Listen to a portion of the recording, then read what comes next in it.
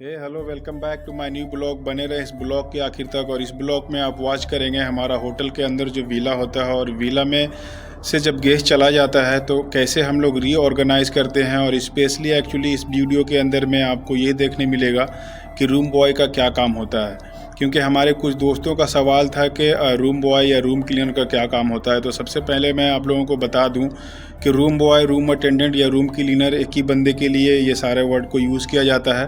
By the way मैं अपने बारे में भी बता दूं कि मैं यहाँ पे as a swimming pool technician के पद पे काम कर रहा हूँ, और साथ ही साथ मेंटेनेंस का थिंग को भी देख लेता हूँ। सो बने रहें इस वीडियो की आखिर तक, एंजॉय कीजिए, पूरे वीडियो को वॉच कीजिए और साथ में लास्ट में कमेंट ज़रूर कीजिएगा।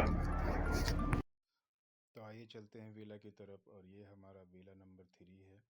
तो सबसे पहले हम बेल को नॉक कर लेंगे, क्योंकि चेकआउट के बाद एक्चुअली सारे चीज़ों का चेक करना ये हम लोगों का रिस्पॉन्सिबिलिटी कंपनी दिया हुआ है। तो हमारे रूम बॉय भी एक्चुअली यहाँ पे स्टैंड है फॉर द वॉक के लिए।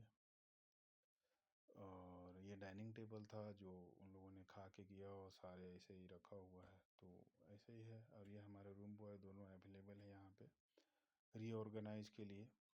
तो ये एक्चुअली एरिया जो था वो लिविंग एरिया का है, और यहाँ लिविंग एरिया में सारे चीज़ अवेलेबल है। और ये अंदर से जो है बाहर की तरफ स्विमिंग पूल का नज़ारा है। स्विमिंग पूल का पानी भी कंडीशन पे है, ज़्यादातर लोग जो है डैमेज कर देता है। और ये जो भाई साहब है हमारे डस्टबिन कलेक्ट करने में लगे हैं। और ये रहा हमारा किचन काउंटर, और किचन काउंटर के पास ही एक्चुअली मिनी बार भी है। सो फ्रिज के अंदर में कुछ नट्स भी पड़े हैं और कुछ चॉकलेट भी। चॉकलेट तो ठीक है, लेकिन नट्स को एक्चुअली बाहर में होना चाहिए था। पर गेस्ट का बच्चा या गेस्ट रख दिया होगा तो वो उसका रूम है, वो अपने हिसाब से मैनेज करता है। और ये लिविंग रूम का टॉयलेट है, तो टॉयलेट एक्चुअली कंडीशन में है, कोई इशू नहीं है। और ये टॉयलेट का बाहर जो है हैंड बेसिन वॉशिंग एरिया था। और अब हम चलेंगे मास्टर बेडरूम के एरिया में, और देखते हैं यहाँ पे क्या कंडीशन है। तो दोस्तों मैं यहाँ पे बता दूँ कि वो लोग अच्छा से यूज़ किया है बेड, चाहे वो हमारा ये अटैचमेंट टॉयलेट है मास्टर बेडरूम से। हम लोग अपना गांव का भाषा में बोलते हैं ना कि भाई पैसा वसूल करके किया। तो बस ऐसा ही है कि गेस्ट ने पूरा चीज़ को अच्छा से यूज़ किया है, कहीं पे कुछ भी ऐसा ढीला गीला नहीं छोड़ा है। तो ये अच्छी बात है भाई, उसका पैसा वसूल हो गया है, शायद वो हैप्पी मूड में गया है। तो ये सारे चीज़ को रीऑर्गेनाइज करना है, और हमारा रूम एक्टिवेट हो रहा है धीरे धीरे। तो ये चालू कर चुका है अपना बेड को ठीक करने के लिए। तो अब थोड़ी देर में हमारा बेड जो है वो रेडी हो जाएगा। क्योंकि सारे चीज़ों को अच्छा से रीऑर्गेनाइज करना पड़ता है, सारे चीज़ों को रीसेटअप करना पड़ता है। और ये भाई साहब डस्टबिन कलेक्ट कर ही रहा है अभी तक। सो ऑलमोस्ट बेड रेडी हो गया है। मैं किसी और वीडियो में बेड बनाने के टाइम में अच्छा से वीडियो बना के दिखा सकता हूँ कैसे हम लोग मेकिंग करते हैं। तो सारा सेटअप एक्चुअली हो चुका है, जस्ट अभी एक चीज़ बाकी है यहाँ पे, जिसका नाम है बेड रनर। तो वो बेड रनर भी अभी लगा देगा यहाँ पे, ये लगा रहा है।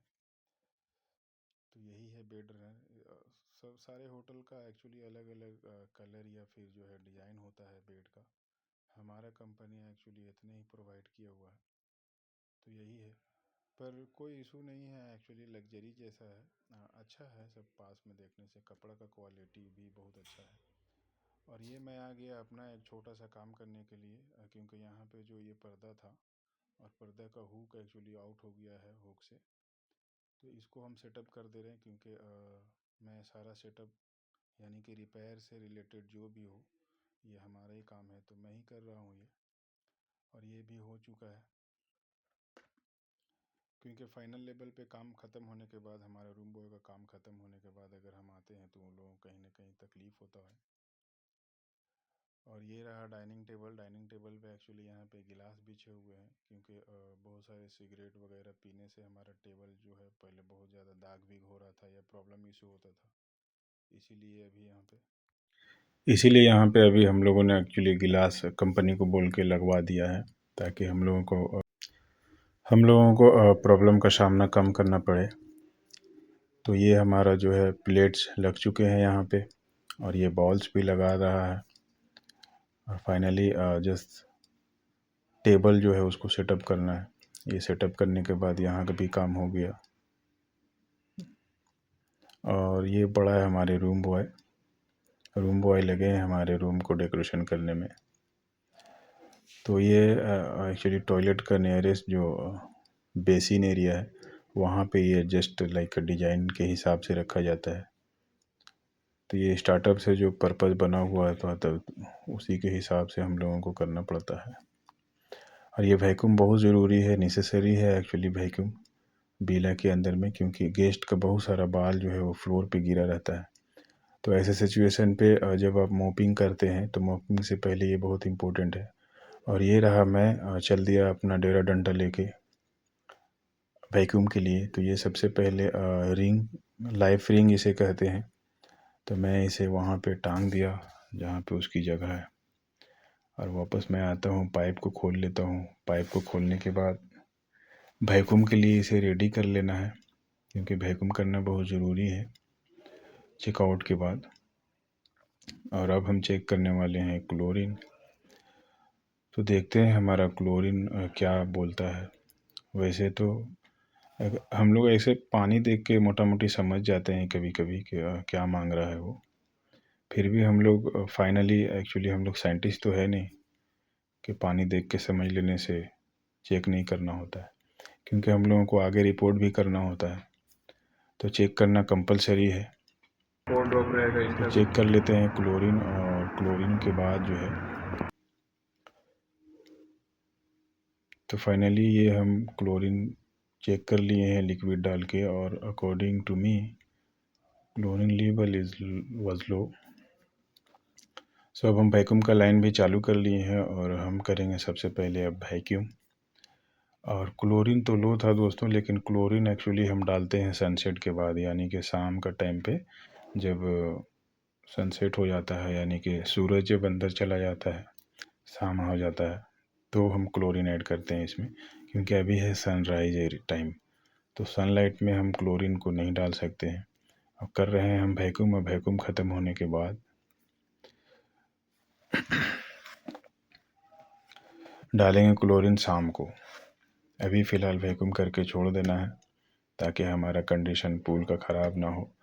और ये रहा हमारा रूम बॉय जो फाइनल लेवल पे काम कर रहा था, यानी कि मॉपिंग जो है बहुत ज़रूरी है। और ये आउटसाइड का एरिया है, आउटसाइड का सोफ़ा एरिया है near the pool.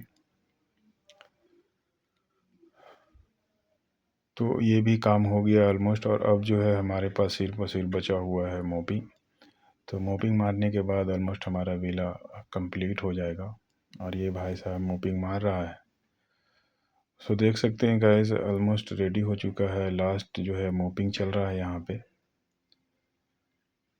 Mopping complete होने के बाद ये मॉपिंग कंप्लीट हो चुका है, तो ये थोड़ा सा टाइम लेता है एक्चुअली ड्राई होने के लिए, लाइक 5 से 10 मिनट ऐसा कुछ।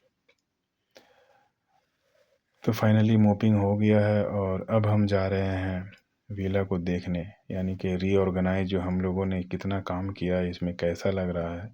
सो वापस हम देख लेते हैं विला को कि प्रॉपर तरीक़ा से सारे चीज़ रीऑर्गेनाइज हुआ कि नहीं, रीसेटअप हुआ कि नहीं। तो सारी चीज़ जो है, यानी कि पहले कैसा था पूरा बिखरा हुआ, अभी कैसा लग रहा है।